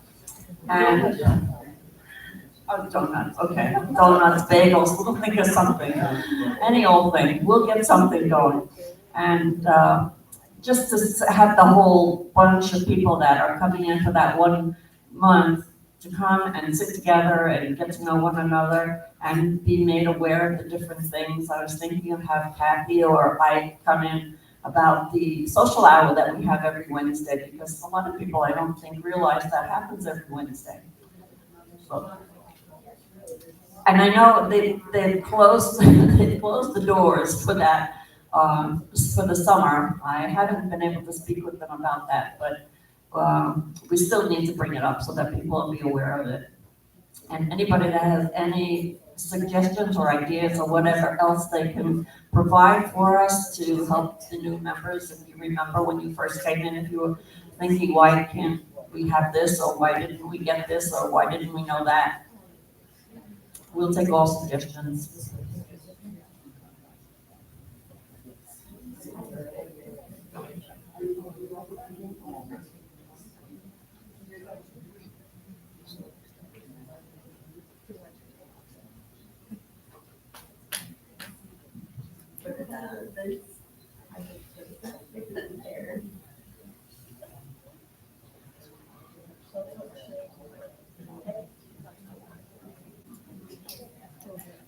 Okay, Richard's talking about the RV law. Okay, so he's just working on trying to gain access to cameras, so we'll talk with Gil about that. Anything else, Richard, that you want to bring up?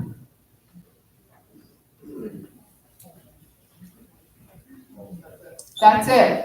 Okay, so with that, oh, member comments, I'm sorry. It's time for member comments. I was gonna adjourn. It's member comments, guys. I have one from YouTube. What are you? I have one from YouTube. It's from. That's the loud one. Okay, I'll talk louder. Linda Walls, Unit 4. Have these changes been submitted to the lawyer to make sure that they do not violate any of the Florida statutes? No, because they're rules and regs. Okay, thank you. Business on. Sandy Trouble Lewis, Unit 1. Jerry, you said we had $14,000 in miscellaneous income. Where did that come from? Is that just for this month or what? That's year to date? No. That's No. here today. Then I got that figure from Arlene the other day. Our actually Vivian printed off, maybe it's only, they sold some scrap metal. What else was it back in I January? know, I mean, off the top of my head, $6,000 is when we sold the truck to the clubhouse. The truck stand. Unfortunately, Sandy, without seeing something in front of me, I couldn't exactly tell you what it is. Well, maybe next time we can all see something in front of us. Yeah, it's only got Say where that figure, what's included in that figure. And I just have another question. I noticed, because I notice everything. There's a lot of new people working here. I realize some have quit, some have aged out. That's appropriate. But were those jobs ever posted for the community? Or were they just posted outside somewhere? Posted on Indeed. Okay, and so that no information was given to a resident, say a resident's looking for a seasonal job to do maintenance or cut the grass or whatever. None of that was. Just Indeed. I mean, we've had residents that saw it on Indeed. No. I don't know Apply. what Indeed is, because I'm not looking for a job.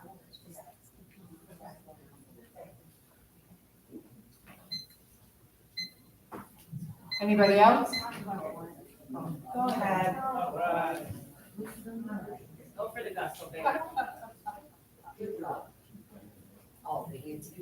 Donna Smudco, Unit 2. I'm sorry with my back here, guys. I feel really bad of the things that you told us that has been happening to the board. I think it's disgusting. We are in a community that we were all supposed to get along and watch out for each other.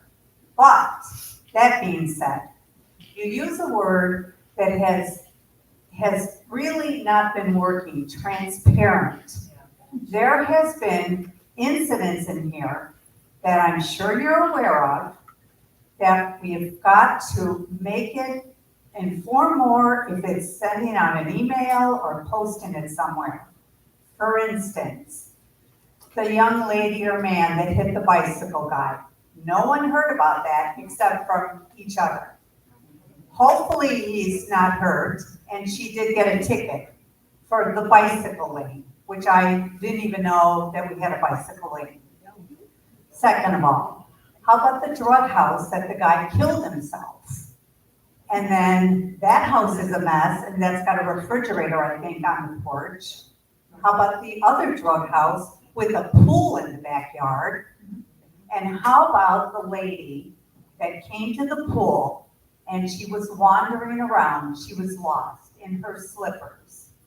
And it turns out that she's got a no trespassing at her parents because her parents are afraid of her. So she was here. Well, what about the gentleman that came in, that he was mad at his parents and he came in with a gun? All of these things. We are a community that we are now starting to worry about getting hit by a car, the speeding. No, Judy. This is Catherine. She's our president. The speeding has got it. The comings and the goings. We've got to get some kind of grip on this. We're spending money on other areas. What about updating the guys in the guardhouse with the computer that a light goes off that says, hey, you're up, you don't belong in here, they don't want you in here. I know you guys have taken on this job to lead the community, but you know what? Maybe it's time you revisit the property management, that they handle the day-by-day things, and that they can maybe enforce a little bit more control than what you can. You've got lives, and we understand that. But this is now ridiculous, the vandalism, the rats. Who does that? This is a 55+ community. Correct. And the only thing I can answer to that, well, first of all of the legal things that you're discussing that the sheriff's department was called upon, we've been informed that it's just like when the person that you're discussing, he came in, snuck in through with an Uber driver.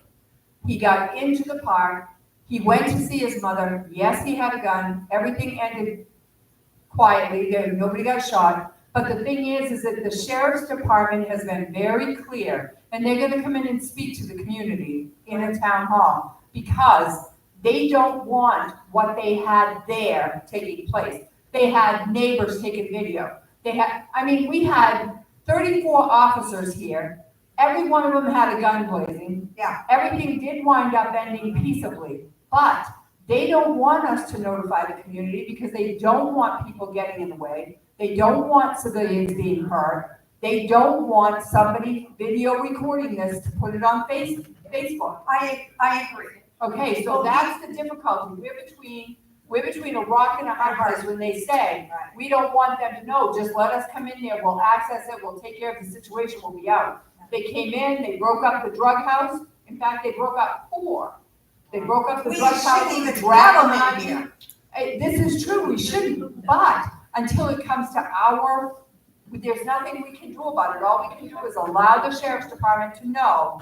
Then they send people in to visualize what's going on, and then they make their arrests upon that. It's an So- embarrassment. It is an embarrassment. We had 3 the other day in front of a house. Yes. Who would have ever thought this? I'm not sure, and that's why we're working diligently with the Governing Documents Committee in order to be able to resolve, or hopefully resolve, some of these issues. And the Sheriff's Department has somebody that works in the community here now, has been dedicated to this community. They're gonna come in and speak to us in the town hall, so you'll be aware of what the protocol is in an emergency situation. And we're to back off and let them do what they need to do. So that's what we do. Okay. How about moving on about the pool? Now, are we, this 3 minutes company? are up. 3 minutes are up. Oh, I'm done? All right, I'll go sit down. Oh, it went me. You're sitting down. You can go back though. And then I'll come back. Okay, Nobody else?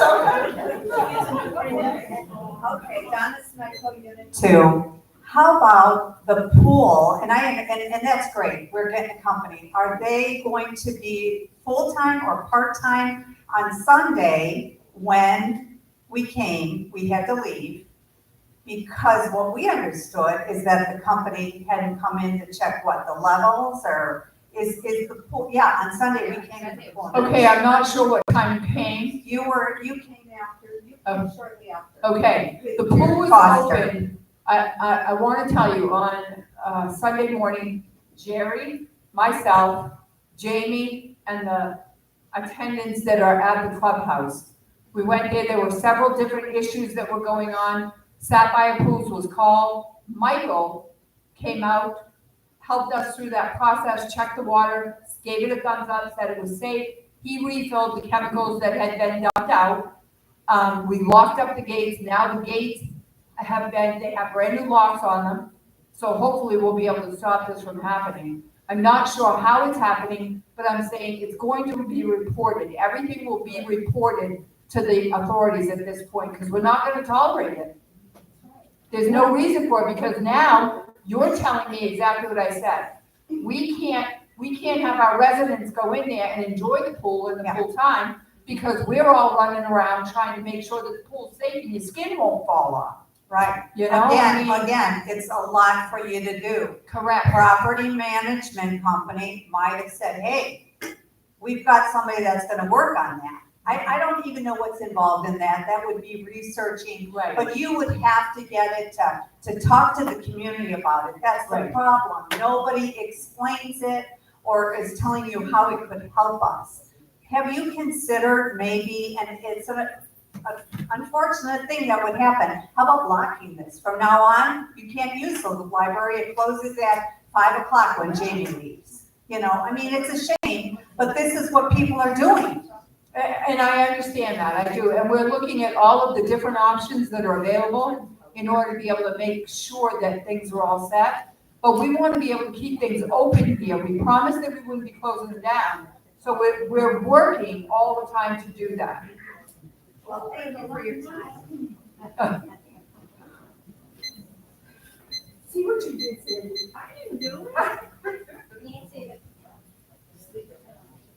Nancy Lachero, Unit 1. I have a very simple question. When is the outbound gates going to be fixed? They've been up for, I think, almost a month now. I heard they were hit the outgoing one has not been down. Everybody knows where I live. Yeah. I get up at 1, 3, whatever in the morning, they're up. I'm not aware of that. One of them, it's gone, the whole thing's gone. Well, okay, so I do know that one gate was taken for repairs, I do know that. But the gate with the barcode on it, it says that you can go out either one now. But the gate that, for the visitors, I mean, the right hand, left hand, yes, the right hand one is still there, the gate's there, so when you go through, it opens. But it's not down. Not at night, it is not Well, I down. don't know, when I go out there at 8 o'clock at night, it's closed. Well, it's not at 1 o'clock in the I come morning. back at 6 o'clock in the morning, it's closed. Well, I just know on the outgoing Okay, is I'll check. broken. I'll check with Okay. the gatehouse and with code enforcement to find out what's going on. Okay, thank you. Okay, you're welcome.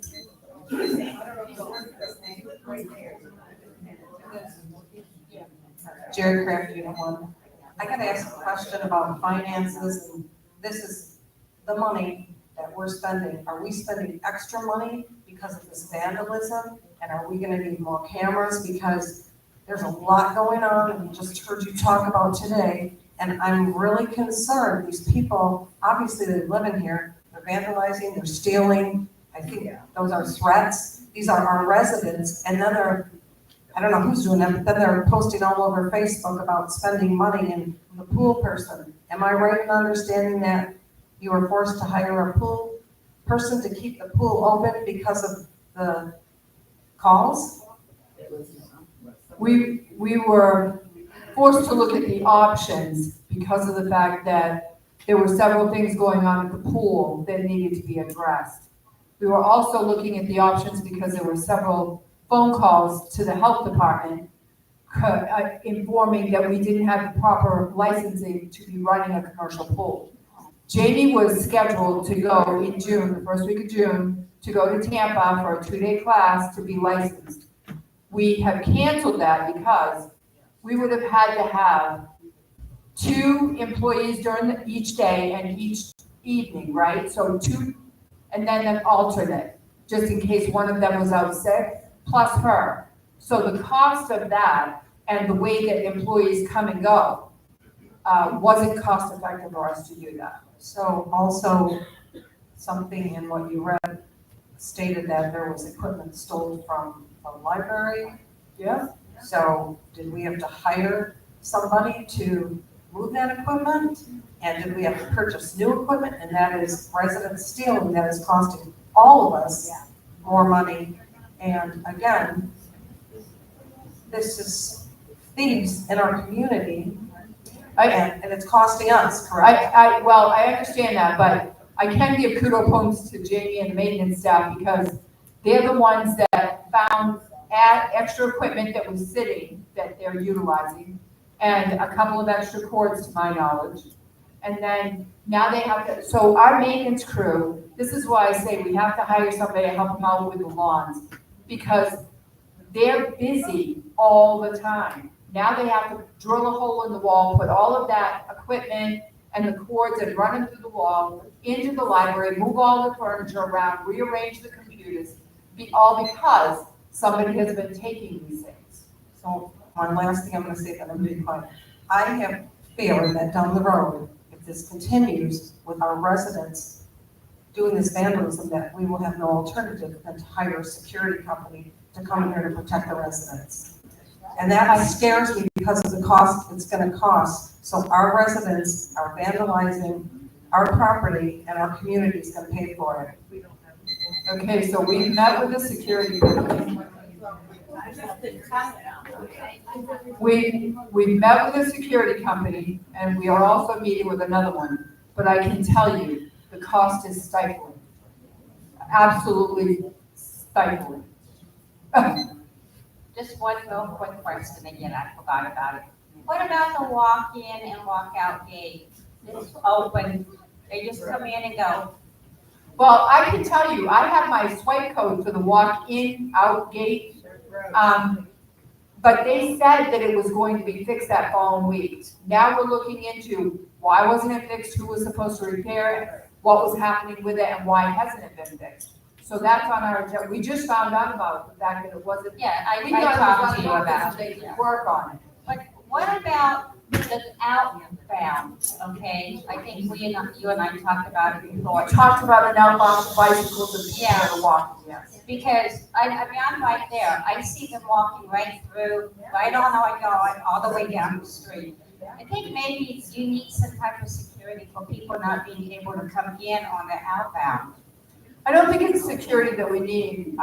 We put Or down to that something, area. a fence or something. We talked about bringing the gate down to where the actual gates are. Yeah.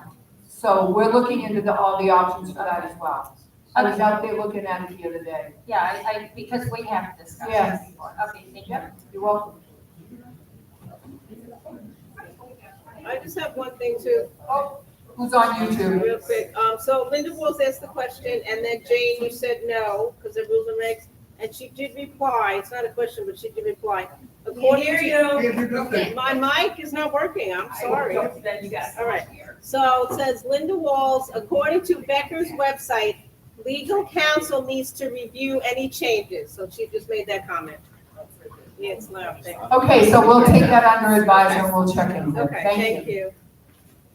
Hello, Board Party Unit 4. Let's end on a positive note. Can you tell us about the Memorial Day program, please, so we can share the news? Starts at what time? Are the ROTC folks going to be here? It starts at 8:15. Okay. Yep, outside, there's donuts and coffee inside, and ROTC will be outside, and they're doing their little service outside, and then there'll be a service inside after. You're welcome. Thank you, Jamie. Any other comments, questions, concerns? Oh.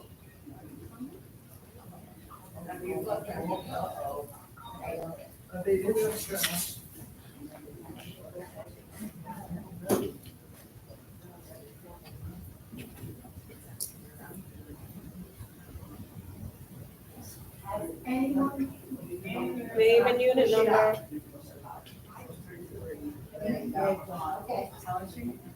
Carolyn Hyde, Unit 3. Has anyone considered the fact that we have so many people coming in here from outside, from various groups? You know, they come in, have competitions with their sports things, whatever they're having, and it's all outside people.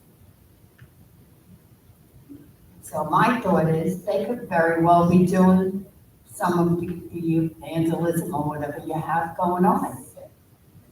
And it's getting more and more and more. And my other thing is, I asked once before, would you ever consider, I won't be needing this walk along. I'm determined. And they discovered I have a brain, so let's get that clear. The problem I always looked at was handicapped people. When they try to go in those bathrooms, we spend a lot of money on other things. You watch when a handicapped person tries to go in those bathrooms with a walker. When my husband was alive, I would hold the door open so that he could get in there. We have some other people that are even worse off than walkers. Has anyone ever considered, and I brought it up before, but I was told to take it into consideration. We need something. This is an over 55 community. We're on the way out. So, that's true. I feel true. Okay. So can that be considered somewhere in the budget? Okay, so what are we considering? Bathroom Well, entrances? when you go in the bathrooms, there are handicapped doors that if you press a button. So you're talking about a handicap to press a button to have it Yes. open for you?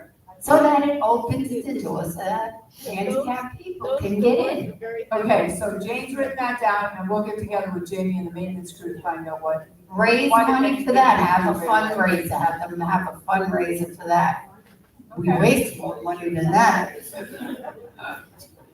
Thank you. Thank you. Anyone else? With no one else coming up to the podium? At, oh, wait, we have somebody. I almost got this. My name is Andrea Pop, and I have a question. What is going on with the money if they are speeding, if they are, whatever they do, if they have to pay a fee? Where does this money go?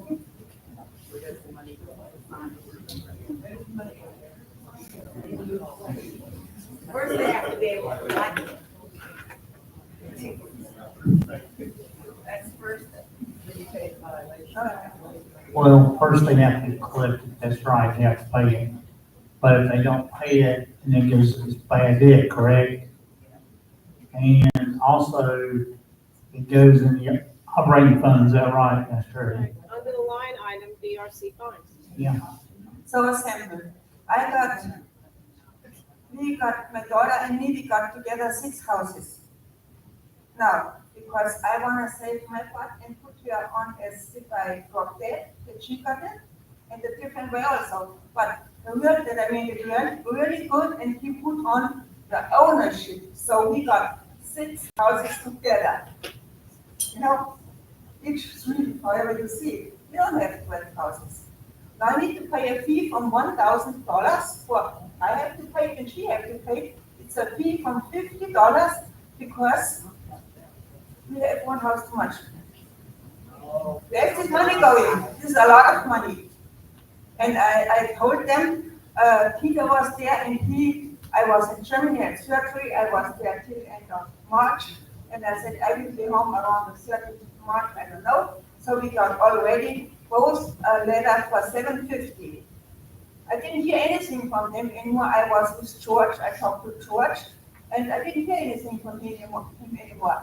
So now, when I was in Germany, we talked to a lawyer that because my daughter wants to come over here, and she will make an LLC, and 5 houses go into the LLC.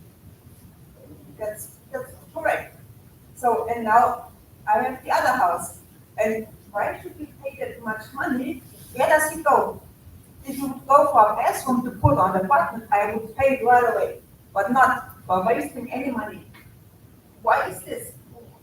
Why is the gate not working? If I could make a recommendation, I really think this is something Mrs. Pop and the treasurer should discuss, privately, not in an open meeting, because there is a lot more to it. So I think, Andrea, if you could come in and make an appointment with Jerry, and then we can all talk about it? Yeah. Okay. Is that all right, Jerry? That I spoke for you, sorry. But yeah, something we need to discuss one-on-one, not in an open meeting. Okay, I think there's a whole lot to the story, so I think that's a better There idea. is, yeah. There's There's no a problem. Where does the money go when the fines? That's what I want to know. I think Jerry just answered that. Feelings. It goes in the operating fund. How does it They have a line item. A line item, correct? ABRC fines, line item, I think it's 4102, ABRC There's a line fines. item for it. Thank It's making trouble. Thank you, Andrea. Yes. I know you're watching us. We got it. Okay, anybody else have any comments or questions?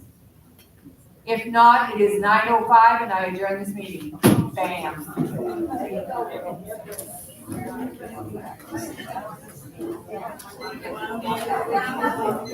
I second.